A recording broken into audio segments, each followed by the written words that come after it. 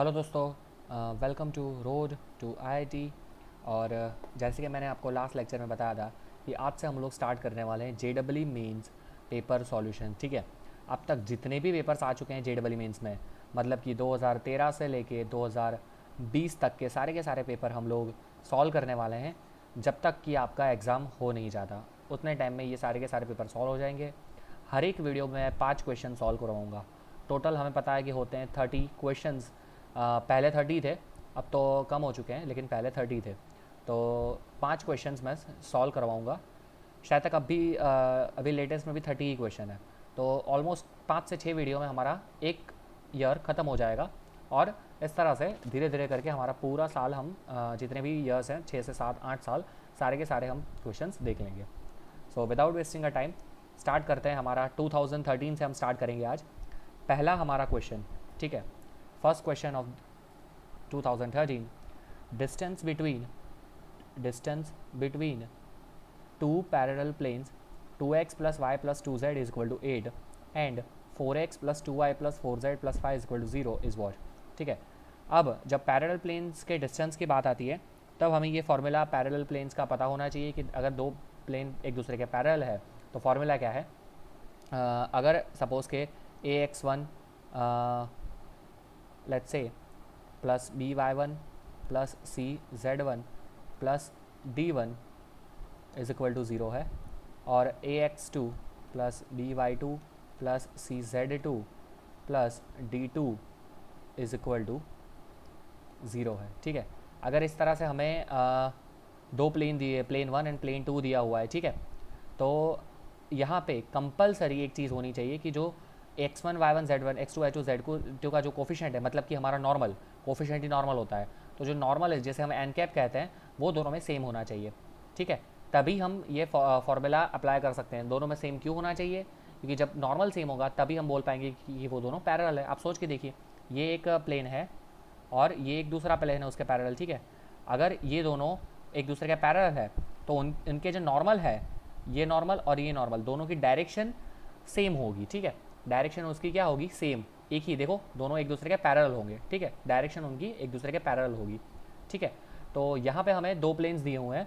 एक प्लेन है हमारा 2x plus y plus 2z minus 8 is equal to 0, और दूसरा प्लेन मुझे दिया है 4x plus 2y plus 4z plus 5 is equal to 0। ठीक है, जैसे कि मैंने बोला दोनों में जो नॉर्मल है वो सेम होना चाहिए, लेकिन यहाँ पे देखो ऑलमोस्ट सेम ही होता है हर बार, लेकिन कई बार इस तरह से होता है कि यहाँ पे देखो 2 1 2 है, यहाँ पे है 2 1 2 और यहाँ पे है 4 2 4। ठीक है, मतलब 2 से मल्टीप्लाई है, तो या तो मैं इसको 2 से मल्टीप्लाई कर सकता हूँ या तो इसको 2 से डिवाइड कर सकता हूँ, वॉट एवर आई वॉन्ट। तो मैं क्या करता हूँ, सेकंड वाले को 2 से डिवाइड करता हूँ, तो क्या हो जाएगा 2x plus y plus 2z plus 5/2 is equal to 0। ठीक है, तो ये हो गया प्लेन नंबर 2 और ये हो गया मेरा प्लेन नंबर 1। अब हमें फॉर्मूला पता है, फॉर्मूला है modulus of d1 minus d2, modulus of d1 minus d2 divided by square root of a square plus b square plus c square, जहाँ ए बी सी मतलब क्या होता है, जो नॉर्मल वेक्टर है ये वाला है। ठीक है, तो यहाँ पे d1 क्या है, d1 है -8, माइनस लिखने के बाद एक्चुअली यहाँ पे होता है ये -8 है, माइनस लिखने के बाद -5/2। ठीक है, -8 माइनस लिखने के बाद माइनस प्लस 5/2, तो ये हो जाएगा स्क्वायर रूट ऑफ यहाँ पे 4 प्लस 1 प्लस 4, तो ये हो जाएगा ऊपर 21 16 प्लस 5 21/2, मॉड है तो माइनस साइन कैंसिल हो जाएगा, नीचे आ जाएगा 8 प्लस 1 दैट इज़ 9, 9 का स्क्वायर रूट मतलब कि 3, तो मेरा फाइनल आंसर आ जाएगा 21/6, दैट मीन्स कि 7/2। 7/2 is my final answer. I hope सबको समझ में आया होगा।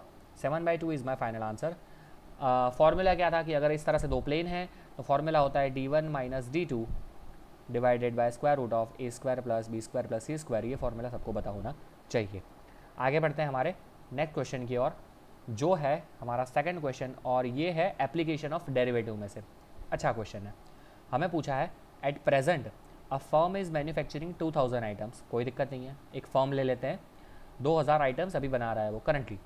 It is estimated that the rate of change of production P with respect to additional number of workers, ये बहुत इंपॉर्टेंट है, with respect to number of workers नहीं है, with respect to additional number of workers X, तो मतलब कि d p by d x वो हमें दिया है 100 माइनस 12 रूट एक्स।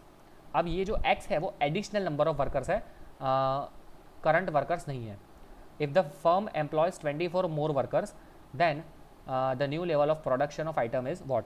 मतलब कि अगर x 25 है, क्योंकि एडिशनल वर्कर बोला है, एम्प्लॉयज 25 मोर मतलब कि एडिशनल 25 ऐड कर रहा है वो, ठीक है, वर्कर्स, तब p क्या है वो हमें फाइंड करना है। तो इसके लिए हमारे पास सिंपल p और x के बीच का रिलेशन होना चाहिए, लेकिन हमारे पास किसका रिलेशन है, D p by d x, मतलब कि फर्स्ट डेरिवेटिव है, तो उसमें से हम इंटीग्रेशन करके निकाल सकते हैं, सिंपल है। तो मैं क्या करूँगा, दोनों साइड इंटीग्रेशन करूँगा, D P is equal to मेरा हो जाएगा 100 minus 12 root X into D X, ठीक है। तो ये हो जाएगा मेरे लिए p is equal to 100x minus 12 तो था रूट एक्स का integration x raise to 3/2 divided by 3/2 plus आ जाएगा मेरा c। तो p इज इक्वल टू मेरे लिए हो जाएगा 100x minus 8x raise to 3/2 plus c, ठीक है। अब हमें एक कंडीशन दी हुई है, वो कंडीशन ही इंपॉर्टेंट है इसमें। कंडीशन दी है कि अगर x इज इक्वल टू 0 है, दैट मीन्स कि वहाँ पे हो जाएगा प्रोडक्शन मेरा 2000। कैसे? क्योंकि देखो करंट प्रेजेंटली उन्होंने बोला है कि 2000 आइटम प्रोड्यूस कर रहा है, मतलब कि जब कोई नया एम्प्लॉय एडिशनल एम्प्लॉय ऐड नहीं हुआ है तब 2000 तो प्रोड्यूस कर रहा है, मतलब कि एडिशनल एम्प्लॉय क्या है, x। तो जब x इज इक्वल टू 0 है, p इज इक्वल टू 2000 दिया है, तो यहाँ पे मैं वैल्यू पुट कर दूंगा। तो 2000 इज इक्वल टू हो जाएगा 0 minus 0 plus c, that means कि c इज इक्वल टू मेरा हो जाएगा 2000। तो यहाँ से मुझे एक इक्वेशन मस्त मिल जाएगा, p is equal to 100x minus 8x raise to 3/2 plus 2000। ये जो मुझे चाहिए था वो मुझे इक्वेशन यहाँ पे मिल गया है। This is what I want, p और x के बीच का रिलेशन। अब मुझे बोला है कि if x is equal to क्या है 25, एडिशनल मोर वर्कर कितने चाहिए 25, तो यहाँ पे मैं पुट कर दूंगा x is equal to 25, x is equal to 25 यहाँ पे मैं पुट कर देता हूँ, x इज इक्वल टू 25। तो p मुझे मिल जाएगा 100 इंटू 25 माइनस 8 इंटू 25 होल रेस टू 3/2 प्लस 2000। और अगर मैं इसका सिंप्लीफिकेशन देता हूँ तो ये हो जाएगा 2500 माइनस, ठीक है, ये 5 स्क्वायर, 5 का स्क्वायर है, स्क्वायर 2 चला जाएगा, 5 क्यूब बच जाएगा 125, 8 इंटू 125 दैट इज़ 1000 और प्लस आ जाएगा 2000। तो ये मुझे दे देगा अल्टीमेटली 3500। मतलब कि इसका कंक्लूजन क्या होता है कि अगर कंपनी 25 मोर वर्कर्स एम्प्लॉय करती है, सो द करंट मैन्युफैक्चरिंग जो 2000 था उससे बढ़कर वो मैन्युफैक्चरिंग जो है वो हो जाएगा 3500 आइटम्स, ठीक है। मतलब कि 25 आदमी बढ़ाने से 1500 की बढ़त हो रही है। यहाँ पर 25 आदमी इंक्रीज़ किए हैं तो हमारा प्रोडक्शन रेट 2000 था पहले, उससे अब कितना हो गया है 3500, तो 1500 इंक्रीज़ हो रहा है, ठीक है। ओके, आगे बढ़ते हैं हमारा नेक्स्ट क्वेश्चन की ओर, जो है हमारा थर्ड क्वेश्चन। थर्ड क्वेश्चन बोला है let A and B two sets containing 2 elements and 4 element respectively. मतलब कि a इज इक्वल टू है x comma Y, let's suppose x comma Y है, नंबर ऑफ a हमें दिया है 2, कोई भी हम अज्यूम कर सकते हैं, डजेंट मैटर। b हम अज्यूम कर लेते हैं लेट्स से ABCD, और नंबर ऑफ b दिया है हमें 4। चलो, the number of subset of a cross b having 3 और मोर एलिमेंट्स इज। मतलब कि a क्रॉस b के सबसेट फाइंड करना है, और वो सबसेट भी कैसे होना चाहिए 3 और मोर एलिमेंट्स, ठीक है। बहुत ही अच्छा क्वेश्चन है, ध्यान से समझना पड़ेगा। पहले तो ए क्रॉस बी में कितने एलिमेंट्स होंगे, ए क्रॉस बी में होंगे 2 इंटू 4 दैट इज़ 8 एलिमेंट्स, ये सबको पता है, बहुत ही बेसिक्स है। Number of A cross B elements हो जाते हैं number of A into number of B, ठीक है। यहाँ पे लिख देता हूँ मैं, number of A cross B is equal to number of A into number of B. चलो, और सबसेट्स कितने होते हैं कोई भी सेट में, सपोज़ कि ये कुछ नया सेट दे देते हैं हमें से z, तो कोई भी सेट z में सबसेट होते हैं 2 to the power number of elements, 2 to the power number of elements. ये क्या मुझे देता है, नंबर ऑफ सबसेट्स, ठीक है। नंबर ऑफ सबसेट्स मेरे लिए कितने हो जाएंगे 2 to the power number of elements. तो ये जो सेट है ए क्रॉस बी, उसमें एलिमेंट्स कितने हैं 8, तो सबसेट कितने हो जाएंगे 2/8 that is 2/8 that is 256 total subset मुझे मिल जाएंगे, ठीक है। But this is total subject, हमें क्या पूछा है, टोटल सबसेट नहीं पूछा है, हमें पूछा है सबसेट्स हैविंग 3 और मोर एलिमेंट्स, ठीक है, 3 और मोर एलिमेंट्स।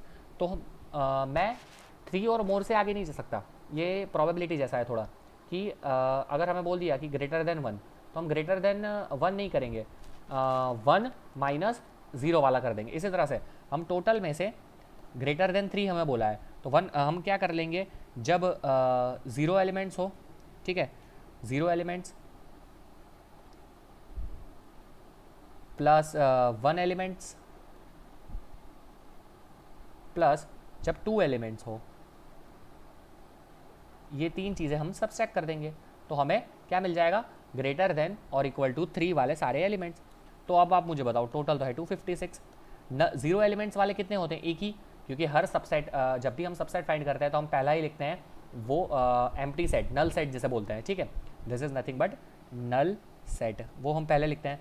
फिर सारे के सारे जो सिंगल एलिमेंट्स होते हैं वो लिखते हैं, तो 1 एलिमेंट्स, सिंगल एलिमेंट्स वाले कितने हो गए, 8, क्योंकि टोटल 8 एलिमेंट्स है, ठीक है, टोटल 8 एलिमेंट्स है, तो ये क्या हो जाएंगे, सिंगल एलिमेंट्स, ठीक है, सिंगलटन एलिमेंट्स, और प्लस 2 एलिमेंट्स वाले, तो टोटल 8 है हमारे पास, 8 एलिमेंट्स है, तो उसमें से कोई भी 2 हम सेलेक्ट करना है तो वो 8C2 तरीके से हम सेलेक्ट कर सकते हैं।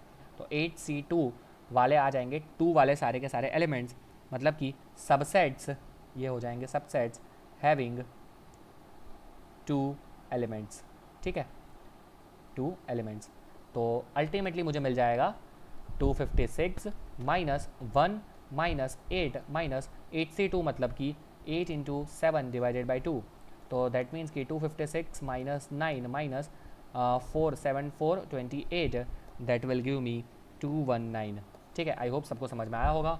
Option number C is my correct option, 219। हमने क्या किया, हमें यहाँ पे 2 फॉर्मूला लगाए, पहले तो ए क्रॉस बी इस तरह से फाइंड किया, फिर नंबर ऑफ सबसेट इस तरह से फाइंड किया, फिर हमें पता था कि सबसेट में या तो 0 एलिमेंट होते हैं या तो 1 एलिमेंट होते हैं, कोई भी सबसेट हो, इस तरह से ही होता है, ठीक है। अगर थोड़ा सा मैं बेसिक में जाऊँ, अगर मैं लेट्स से कि मेरे पास 2 सेट हैं, ए बी और 1 2, तो अगर मैं इसका मतलब सबसेट में ए यहाँ के इसका सबसेट लिखता हूँ, तो मैं कैसा लिखूँगा, पहले तो मैं लिखूँगा खुद क्या नल सेट, ठीक है, नल सेट आ गया मेरे लिए एक, फिर दैट होल सेट इटसेल्फ, ठीक है, फिर सिंगल एलिमेंट्स लिखूँगा, और फिर अगर आगे बढ़ के डबल एलिमेंट्स लिखूँगा तो यही खुद आ जाएगा, तो दैट्स इट। देखा, 2 एलिमेंट्स से तो 2 क्रॉस 2 दैट इज़ 4 सबसेट में आना चाहिए, तो वो मुझे मिल गए हैं, ठीक है। तो इस तरह से हम करते हैं। तो उसी तरह से मैंने क्या किया, नल सेट वाला, actually this is null set, और फिर दैट होल सेट इटसेल्फ, और फिर सिंगल एलिमेंट्स। तो मैंने पहले क्या किया, यहाँ पे तो 8 था, तो पहले नल सेट मैंने सबसेट किया, फिर सिंगल सेट वाला सबसेट किया, और फिर 2 एलिमेंट्स हो वैसे वाले सबसेट सबस्ट्रैक्ट किए, ठीक है। तो उससे मुझे क्या मिल जाएगा, ऐसे सबसेट मिल जाएंगे जिसमें 3 और मोर एलिमेंट्स हो। आई होप सबको ये समझ में आया होगा, ठीक है। आगे बढ़ते हैं हमारे नेक्स्ट क्वेश्चन की ओर, विच इज़ क्वेश्चन नंबर 4। यहाँ पे हमें बोला गया है कि if the lines this and this are coplanar then K can have values, ठीक है। तो बहुत ही अच्छा क्वेश्चन मैं बोलूँगा कि अगर लाइन्स, ये मैंने आपको पढ़ाया भी हुआ है पहले, लाइन्स आर को प्लानर, जिन्होंने मेरा पूरा रैंक बूस्टर सीरीज़ देखा है उनको ये क्वेश्चन आएगा। If lines are coplanar then we can say that, जो उसका डिटर्मिनेंट होगा, ठीक है, डिटर्मिनेंट ये मैंने आपको करके भी दिखाया था, वो क्या होगा, 0। अब किस तरह से डिटर्मिनेंट लिखना है मैं आपको समझा देता हूँ, ठीक है, कि let's say x minus a1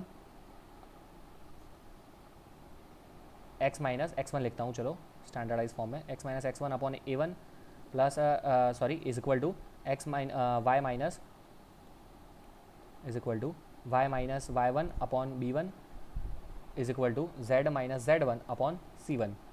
और एक और हमारे पास जो प्लेन है वो है sorry line x minus x2 divided by a2, y minus y2 divided by b2 and z minus z2 divided by c2, ठीक है।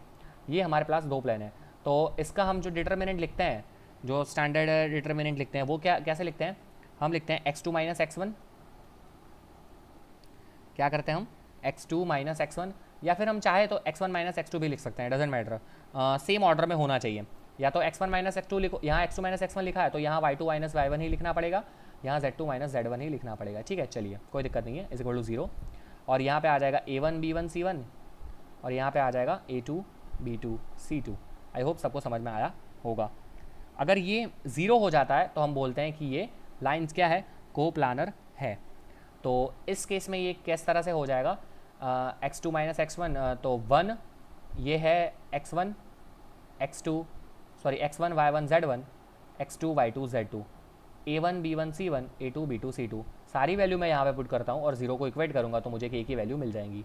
ठीक है, किस तरह से करूँगा ध्यान से देखना। ये हो जाएगा मेरे लिए 2 माइनस 1, ये हो जाएगा 3 माइनस 4, ये हो जाएगा 4 माइनस 5, यहाँ पे आ जाएगा 1 1 minus k is equal to सामने है 0 और यहाँ पे आ जाएगा k21। ठीक है, तो इसको और थोड़ा सिंप्लीफाई करता हूँ तो ये मुझे दे देगा 1 माइनस 1 माइनस 1 1 1 माइनस k और ये दे देगा k21 इज इक्वल टू 0। इसको अगर मैं ओपन करता हूँ तो मुझे मिल जाएगा 1 plus 2k plus 1 plus k square. बहुत सिंपल है ये ओपन करना है। ठीक है, पूरा डिटर्मिनेंट का भी हमने कंप्लीट कोर्स सीख लिया है तो ये तो आना ही चाहिए। तो अल्टीमेटली मुझे मिल जाएगा k into k plus 3 is equal to 0। ठीक है, दैट मीन्स कि k इज इक्वल टू 0 और k is equal to -3। That means कि दो वैल्यूज़ यहाँ पे मुझे मिल रही है। ठीक है, two values I am going to get, one is k is equal to 0 and other is k is equal to -3। ठीक है, तो exactly two values, option number C मतलब कि 3 is my correct answer. I hope सबको समझ में आया होगा। आगे बढ़ते हैं हमारे आज के लास्ट क्वेश्चन नंबर 5 की ओर। यहाँ पे बोला है if the vector A B 3i plus 4k cap A C 5i minus 2j plus 4k caps are sides of the triangle A B C then the length of the median through A is what. ठीक है, अब ये question थोड़ा अच्छा है, मैं बोलूँगा इतना ज़्यादा टफ नहीं है, लेकिन इसको हमें थोड़ा समझना पड़ेगा कि सपोज़ के ये कोई पॉइंट है ए, इसका इस तरह से वेक्टर दिया हुआ है। ठीक है, कोई भी डायरेक्शन अभी मैं सिर्फ ऐसे ही अज्यूम कर रहा हूँ। ठीक है, और ये है वेक्टर सी, तो ये ए है, ये है ए बी वेक्टर। ठीक है, और ये है इस तरह से, ये है ए सी वेक्टर, या फिर इस तरह से भी दिखा सकता हूँ मैं। ठीक है, ये आ जाएगा यहाँ पे सी। डायरेक्शन की अभी बात नहीं करते हैं, ए बी ए सी है और ए कॉमन है दोनों में, और उसमें से एक मीडियन निकल रहा है, मीडियन थ्रू ए, तो उसका हमें लेंथ फाइंड करने को बोला गया है यहाँ पे। ठीक है, बहुत ही सिंपल है। तो पहले हमें मीडियन थ्रू ए फाइंड करना होगा। तो मीडियन मतलब दोनों को इक्वली में डिवाइड करता है वो। तो मीडियन फाइंड करने का बहुत ही सिंपल फॉर्मूला है हमारे पास, मीडियन थ्रू ए हम सिंपली फाइंड कर सकते हैं। कैसे? A B plus A C, A B plus A C divided by 2 करके, A B plus A C divided by 2 करके हम मीडियन फाइंड कर सकते हैं। तो मैं क्या करूँगा, ए बी मुझे दिया है 3i cap plus 3k cap, actually it's 4k cap sorry, और देन प्लस लिखने के बाद 5i cap minus 2j cap plus 4k cap divided by 2। ठीक है, तो यहाँ पे ये हो जाएगा 4i cap then minus j cap और प्लस 4k कैप। ठीक है, ये मुझे मिल गया है मीडियन वेक्टर। मीडियन वेक्टर मिल गया है, तो लेंथ फाइंड करनी है तो इसका मोड कर लूँगा मैं, mod of median vector is equal to square root of 4 का स्क्वायर 16, 1 का स्क्वायर आ जाएगा, -1 का स्क्वायर हो जाएगा 1, 4 का स्क्वायर अगेन 16, सबको बताइए। तो 32 33 square root of 33 is my final answer. I hope सबको समझ में आया होगा। Option number C that is root square root of 33 is my final answer. ठीक है, so that's it for this video guys. Next जो क्वेश्चन आएगा this one, ये मैं आपको दे रहा हूँ होमवर्क में, आपको बोलना है मुझे ऑप्शन में कमेंट में इसका correct answer, A B C या डी, 1 2 3 और 4। ठीक है, अगेन इसी तरह से 5-5 क्वेश्चन हम हर रोज़ सॉल्व करते जाएंगे। सो that's it for this video guys, thank you for watching this video. Video पसंद आया तो लाइक कर दीजिए, शेयर कर दीजिए और कमेंट करना ना भूलें। चलिए मिलते हैं नेक्स्ट लेक्चर में, तब तक के लिए धन्यवाद।